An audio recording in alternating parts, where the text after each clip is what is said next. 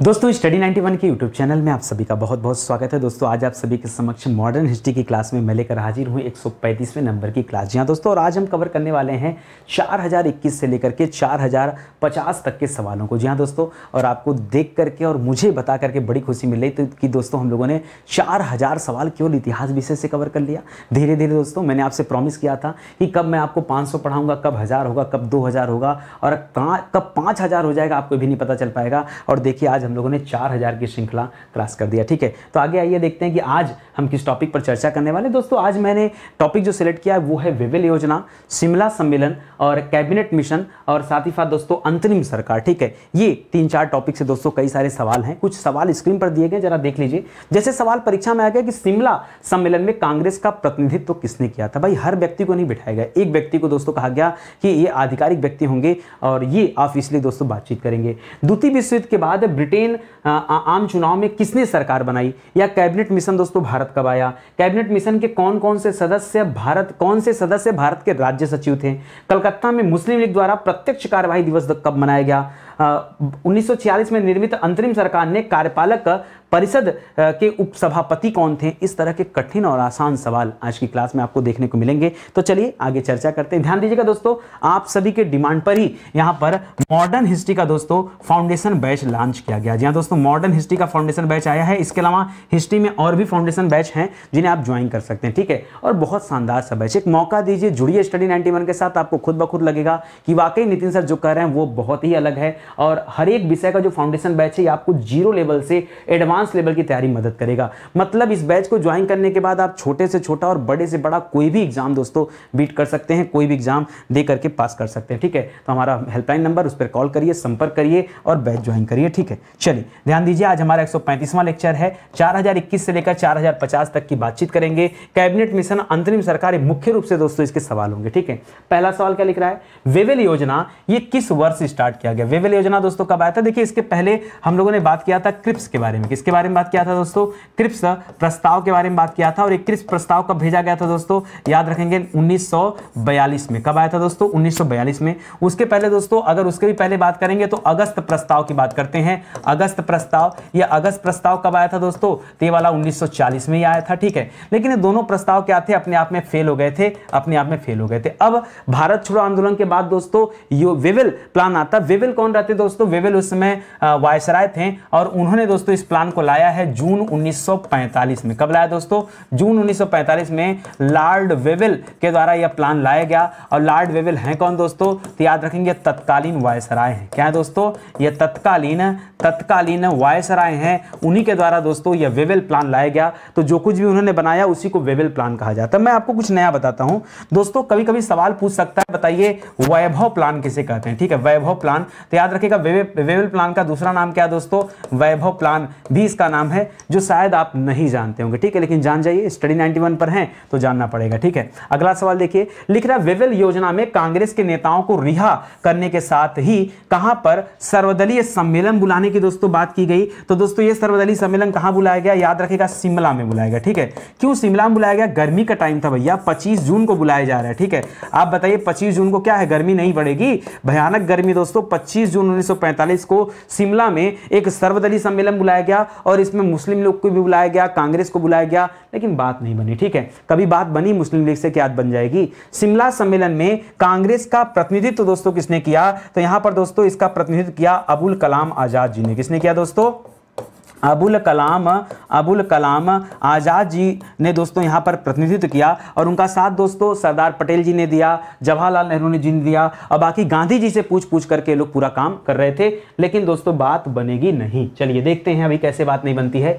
किस पार्टी के कारण शिमला सम्मेलन असफल हो गया दोस्तों, पार्टी मतलब नहीं, सीधा सीधा याद रख लो, मुस्लिम लीग की वजह से दोस्तों असफल हो गया। क्यों, क्योंकि मुस्लिम लीग दोस्तों एक ही रट लगाए बैठी थी, क्या, भारत विभाजन। क्या, भारत विभाजन। उसको चाहिए, चाहिए तो चाहिए, और भारत विभाजन करके पाकिस्तान का निर्माण होना चाहिए, इतना ही उसका मंशा था, इससे ज्यादा कुछ नहीं। ठीक है, पाकिस्तान का निर्माण, ठीक है, पाकिस्तान का निर्माण उसे चाहिए, बाकी उसको और किसी मुद्दे पर कोई बात ही नहीं करनी थी। इसी वजह से दोस्तों क्या हो गया, ये शिमला सम्मेलन भी फेल हो गया। लिख रहा किस योजना में कहा गया कि युद्ध समाप्त होने के बाद भारतीय स्वयं ही अपना संविधान बना सकेंगे। दोस्तों ये वेवेल प्लान में ही कहा गया। किसमें कहा गया, ये वेवेल प्लान में कहा गया, और भारतीय भी जानते थे। यहां कांग्रेस भी नाराज हो गया था। कांग्रेस ने कहा बेवकूफ समझ के रखे हो, हर बार लॉलीपॉप दे देते हो। ठीक है, कह रहे हो कि जब जो है युद्ध समाप्त हो जाएगा, मतलब आपका काम तो निकल गया। युद्ध समाप्त होने के बाद जो है आप भारतीयों को संविधान बनाने का मौका देंगे, अपनी बात से मुकर जाएंगे तो। ठीक है, तो याद रखेंगे ये सारी चीजें। लिख रहा वेवेल योजना में 14 सदस्यों वाली कार्यकारी परिषद में मुसलमानों को दोस्तों कितनी सीटें दी गई, तो याद रखेंगे दोस्तों यहां मुसलमानों को 6 सीटें दी गई। ठीक है, 6 सीटें। अच्छा देखिए मैं बताऊं, यहां पर कई जगह पे दोस्तों आपने पढ़ेंगे 12 सदस्यों वाली सीट थी। ये 12 सदस्यों वाली सीट में से 5 मुसलमानों को दी गई। ये दोस्तों यहां पर नहीं है। ये वाली जो कहानी आप पढ़ते हैं, जो आपको याद आ रहा है, ये जब अंतरिम सरकार बनेगा ना, क्या बनेगा दोस्तों, जब अंतरिम सरकार बनता है तब दोस्तों ये बात आती है, तब इतना सीट मिलता है उनको। ठीक है, ये अंतरिम सरकार से पहले वाली बात है, ये कार्यकारिणी की बात कर रहा है। तो दोस्तों आप इसको मत याद करेगा, ये दोस्तों सही है। ये 14 में से 6 सीट दोस्तों ये मुस्लिमों को दिया गया, याद रखेंगे। ठीक है, और ये जो 12 में से 5 आप पढ़ते हो, वो अंतरिम सरकार जब बना था तब गठन किया गया था। ठीक है, लिख रहा वेवेल योजना में कार्यकारिणी परिषद में मुसलमान सदस्यों की संख्या किसके बराबर रखने की बात की गई दोस्तों, यही इसीलिए तो दोस्तों पूरा प्लान ही फेल हो गया। यहां कहा गया कि मुसलमानों की संख्या ये सवर्ण हिंदुओं के बराबर होगी। क्या होगी, ये सवर्ण हिंदुओं के बराबर होगी, और कांग्रेस नाराज हो गया। सवर्ण हिंदुओं के बराबर होगी और कांग्रेस क्या हो गया, इसी पर नाराज हो गया। पूरी बात की बात क्या हो गया, फेल हो गया। ये पूरा वेवेल प्लान ही फेल हो गया। ठीक है, लिख रहा किस योजना में कहा गया कि कार्यकारिणी परिषद में वायसराय तथा सैन्य प्रमुख के अतिरिक्त शेष सभी सदस्य क्या होंगे, भारतीय होंगे।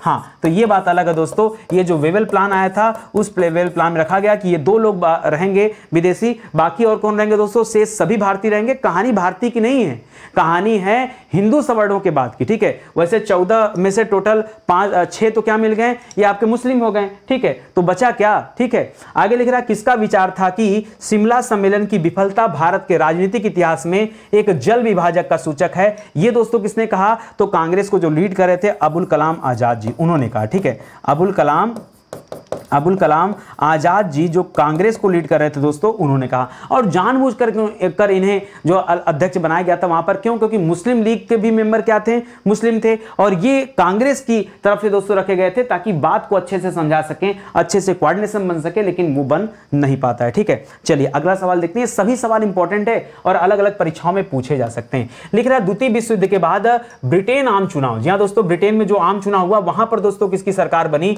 तो याद रखेंगे वहां पर लेबर पार्टी की सरकार बनी। किसकी दोस्तों, लेबर पार्टी की सरकार बनी। और दोस्तों यहां पर प्रधानमंत्री कौन चुने गए, तो नए प्रधानमंत्री चुने गए दोस्तों क्लीमेंट एटली। कौन चुने गए, क्लीमेंट एटली को दोस्तों यहां प्रधानमंत्री चुना गया। ठीक है, ये थोड़ा उदारवादी दृष्टिकोण के थे और इन्होंने तत्काल भारत की स्वतंत्रता की बात भी कही। ठीक है, लिख रहा है ब्रिटिश प्रधानमंत्री एटली ने हाउस ऑफ कॉमन्स का मतलब क्या होता है दोस्तों, सीधे सीधे लोकसभा की बात कर रहा है। किसकी बात कर रहा है, लोकसभा की बात कर रहा है। आपसे पूछा जा रहा है दोस्तों लोकसभा में यह घोषणा कब किया कि भारतीयों को स्वतंत्र होने का अधिकार है। देखिए जो चुनाव हुआ था ना, ये चुनाव कब हुआ था दोस्तों, ये चुनाव हुआ था 1945 में, और द्वितीय विश्व युद्ध भी कब समाप्त हुआ था, 1945 में। ये घोषणा कब की है, ये 1946 की घोषणा है। कब किया जाता दोस्तों, 14 मार्च 1946 को यह घोषणा किया गया है, इसे भी याद रखेंगे। लिख रहा है कैबिनेट मिशन दोस्तों कब भारत आया, ये जब घोषणा करते हैं तब कहते हैं भारत में कैबिनेट मिशन भेजा जाएगा। ये कैबिनेट मिशन नाम क्यों पड़ा दोस्तों, क्योंकि इसके सभी सदस्य क्या है, सभी सदस्य, कितने सभी सदस्य दोस्तों, सदस्यों की संख्या कितनी है, 3 सदस्य हैं। ठीक है, वो क्या है दोस्तों, वो इंग्लैंड की कैबिनेट से संबंधित हैं। ठीक है, वो इंग्लैंड की कैबिनेट के मेंबर हैं दोस्तों, इसीलिए इसको कैबिनेट मिशन कहा गया। ये 3 लोगों को दोस्तों भारत भेजा जाता है। और कब भेजा जाता है दोस्तों, मार्च में। जब ये घोषणा हो जाती मार्च 1946 में, तब ये भारत आते हैं और ये मई 1946 तक दोस्तों भारत रहते हैं। लास्ट में आकर दोस्तों 16 मई को इनका रिपोर्ट आया। ठीक है, 16 मई को रिपोर्ट अपना दे करके तब ये भारत से चले जाते हैं। ठीक है, इसको भी याद रखेंगे। चलिए आगे बढ़िए। लिख रहा है कैबिनेट मिशन के सदस्य थे। कैबिनेट मिशन में दोस्तों कितने सदस्य थे, अभी मैंने बताया 3 सदस्य थे। पहले दोस्तों दोस्तों याद रखेगा सर पैथिक लॉरेंस थे। कौन थे दोस्तों, यहां लिख देता हूं अलग से, नहीं तो इधर दिखेगा नहीं, ठीक है। 3 सदस्य है ना, सुनिए ध्यान से।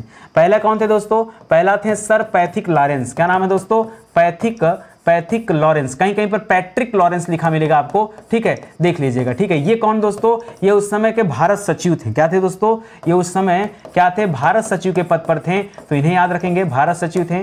दूसरे नंबर पे दोस्तों कौन थे दोस्तों, याद रखेंगे एवी अलेक्जेंडर का नाम आता है। कौन थे, एवी अलेक्जेंडर का नाम आता है। ये कौन थे दोस्तों, ये नौसेना प्रमुख थे, ठीक है।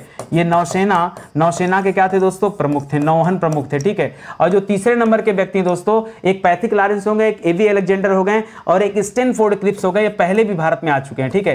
क्या नाम दोस्तों, स्टैनफोर्ड क्रिप्स, ठीक है। स्टेन मत लिखिएगा, स्टैनफोर्ड क्रिप्स, ठीक है। ये स्टैनफोर्ड दोस्तों क्रिप्स जो कौन है दोस्तों, ये व्यापार मंडल के अध्यक्ष हैं। क्या दोस्तों, ये व्यापार मंडल के क्या है दोस्तों, अध्यक्ष हैं।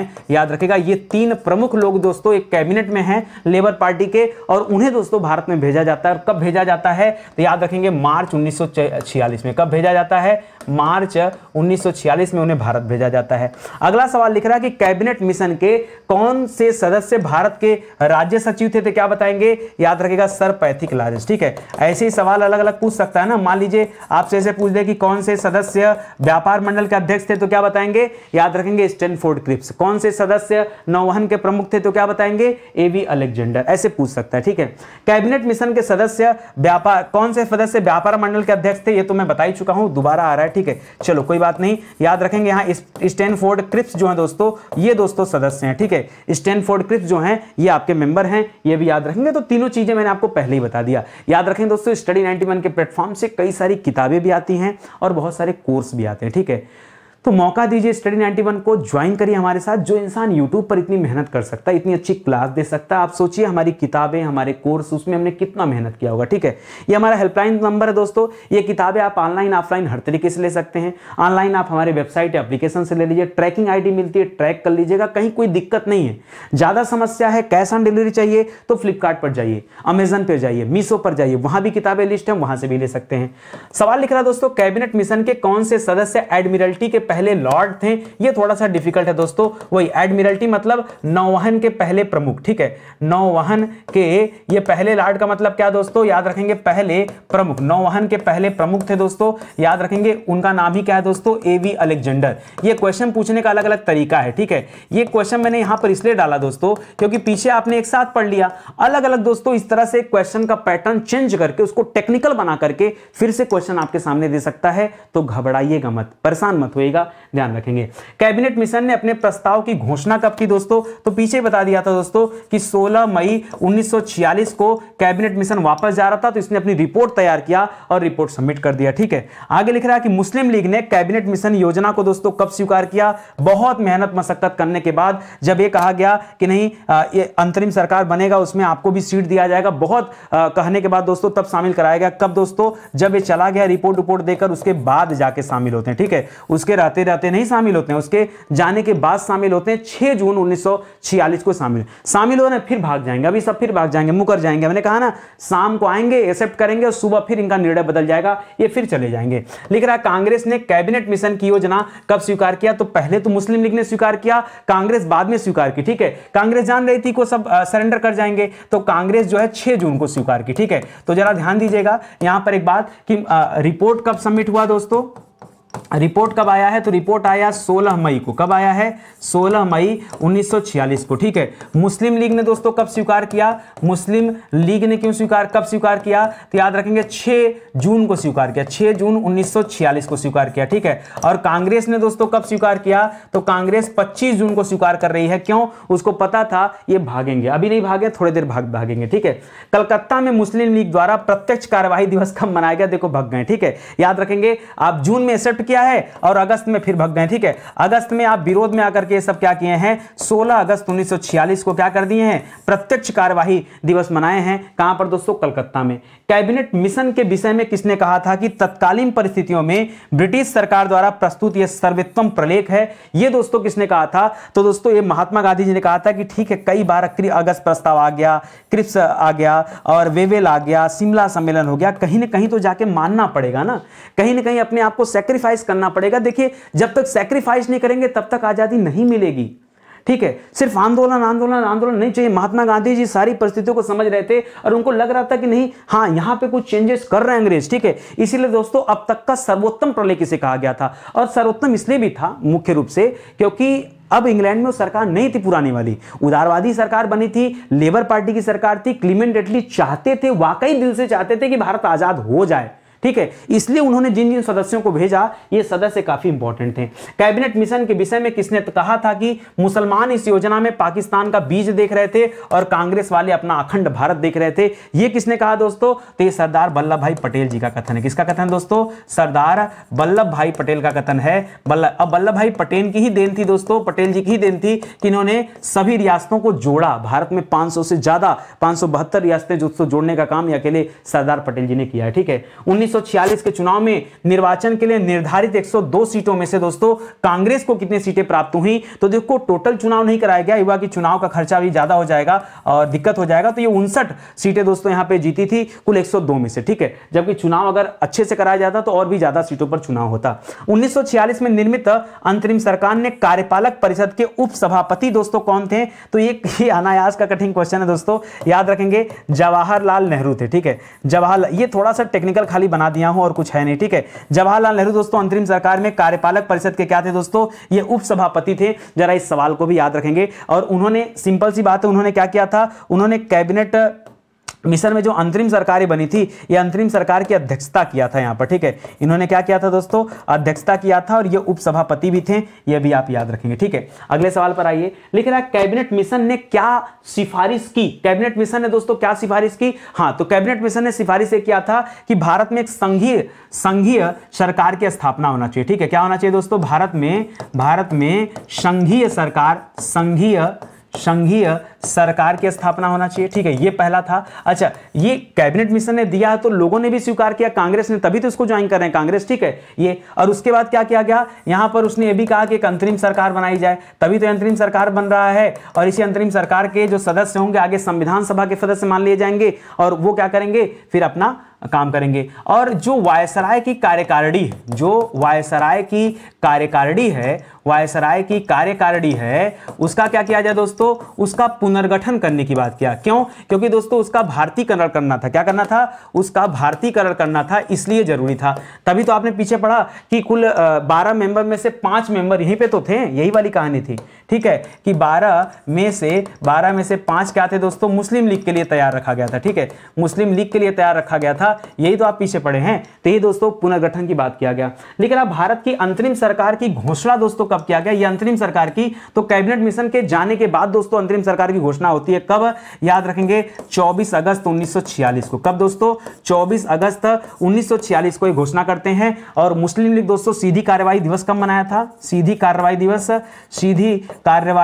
दिवस दोस्तों कब मनाया था, तो ये 16 अगस्त को मनाया था। कब मनाया था, 16 अगस्त 1946 को मनाया था। इसी के 8 दिन बाद की घटना ये है, ठीक है। आगे देखिए, अंतरिम सरकार का नेतृत्व दोस्तों किसने किया था, ठीक है।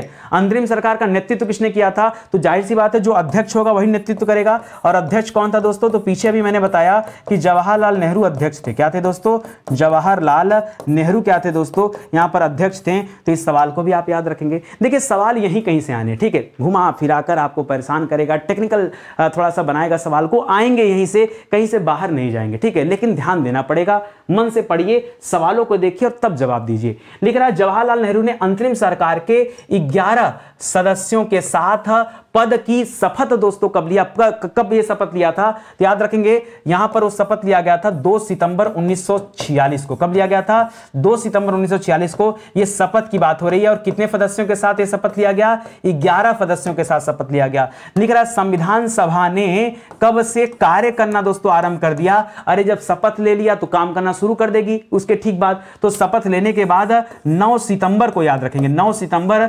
1946 को यह कार्य करना आरंभ कर दी। इसके बाद दोस्तों संविधान सभा की जो पहली बैठक हुई है ना, उस पहली बैठक में दोस्तों क्या चुना गया, याद रखेंगे यहां पर अस्थाई अध्यक्ष चुना गया, ठीक है, अस्थाई अध्यक्ष चुना गया था, ठीक है, सच्चिदानंद सिन्हा जी को। किसे चुना गया था दोस्तों? सच्चिदानंद सिन्हा जी को चुना गया था। क्यों दोस्तों चुना गया? क्योंकि ये सबसे वरिष्ठ थे, ठीक है, सबसे उम्रदराज व्यक्ति थे, इसलिए इनका चुनाव किया गया। और पहली बैठक कब हुई थी दोस्तों? ये 9 दिसंबर 1946 को हुई थी, ठीक है। 2 दिन बाद 11 दिसंबर को दोस्तों क्या किया जाता है? 1946 में अस्थाई अध्यक्ष के रूप में दोस्तों किसे चुना जाता है? राजेंद्र प्रसाद जी को चुना जाता है। उसके 2 दिन बाद 13 दिसंबर को उद्देश्य प्रस्ताव ये नेहरू जी ने प्रस्तुत किया है, वो भी आप याद रखेंगे, ठीक है। तो आज का सेशन फिर यहीं समाप्त हो गया और मुझे लगता है कि तैयारी आपकी अच्छी हो पा रही है। देखिए, स्टडी 91 चैनल से जुड़ने का फायदा यह है ना कि आपको सीक्वेंस में चीजें मिलेंगी, चैप्टर वाइज, टॉपिक वाइज चीजें मिलेंगी, कहीं कुछ छूटेगा नहीं। और इतिहास देखिए, हम लोग पूरा इतिहास समाप्त कर चुके हैं, ठीक है, जो कि इतिहास बहुत बड़ा सब्जेक्ट है, इसको कवर करते हुए हम लोग आ चुके हैं। और 135 लेक्चर अपने आप में मायने रखता है भाई, ठीक है, इतने लेक्चर अपने आप में मायने। बहुत सारे बच्चे ऐसे हैं जो वीडियो ही नहीं देखे होंगे, 134 का पता ही नहीं। हाँ, बहुत सारे बच्चे हैं जो लगातार पूरे वीडियोज को देखें, लेकिन कई सारे ने नहीं देखा है। तो नहीं देखें तो समय निकालिए, छोटा छोटा वीडियो, हम तो ज्यादा बातचीत भी नहीं करते हैं, टाइम पास भी नहीं करते हैं। मोस्टली कोशिश मेरी होती है कि कम से कम समय में ज्यादा स्टडी मटेरियल दिया जाए, बच्चों को अच्छे अच्छे सवाल दिए जाए, उनके पीछे रीजन, कारण सब कुछ बताते हुए उन्हें याद कराया जाए, ठीक है। मेरा उद्देश्य तो ही होता है, बाकी कहीं अगर आपको लगता है तो उसके लिए मैं क्षमा चाहता हूं। तो कहने का तात्पर्य है कि जुड़िए स्टडी 91 के साथ, पूरे वीडियोस को देखिए। इसी सीक्वेंस में दोस्तों आगे हम नए विषय को शुरू करेंगे। तो जो बच्चे लेट ज्वाइन कर रहे हैं वो कम से कम आगे जब नया विषय शुरू होगा तो उसको पूरा पढ़ने का प्रयास करें, शुरुआत से पढ़ने का प्रयास करें, वहां पीछे ना जाएं, ठीक है। और कई सारे ई बुक हैं दोस्तों, ये हमारे हैंड रिटन नोट्स हैं, इन्हें आप परचेज कर सकते हैं, खुद से प्रिंट आउट करा सकते हैं, ठीक है। बाकी आप चाहें तो किताबें भी ले सकते हैं, किताबें भी अवेलेबल हैं। तो किताब अवेलेबल है तो उसको आप ऑर्डर करते हैं तो सीधा आपके घर जाएगा, ठीक है। बाकी मैं कहूंगा कि एक बार फाउंडेशन कोर्स ज्वाइन करिए और फिर वहां पर चीजें देखिए, और ताकि आपको ये पता चलेगा ना कि आगे जो नितिन सर का अलग अलग फाउंडेशन बैच आने वाला है वो हमें ज्वाइन करना चाहिए कि नहीं। क्योंकि एक ज्वाइन करके अगर संतुष्ट होंगे तो दूसरा ज्वाइन करने का मौका मिलेगा, नहीं तो फिर कोई बात नहीं। तो चलिए, आज का सेशन दोस्तों समाप्त होता है, मिलते हैं अगले लेक्चर में। तब तक के लिए बहुत बहुत धन्यवाद आपका। जय हिंद, जय Bharat, thank you so much.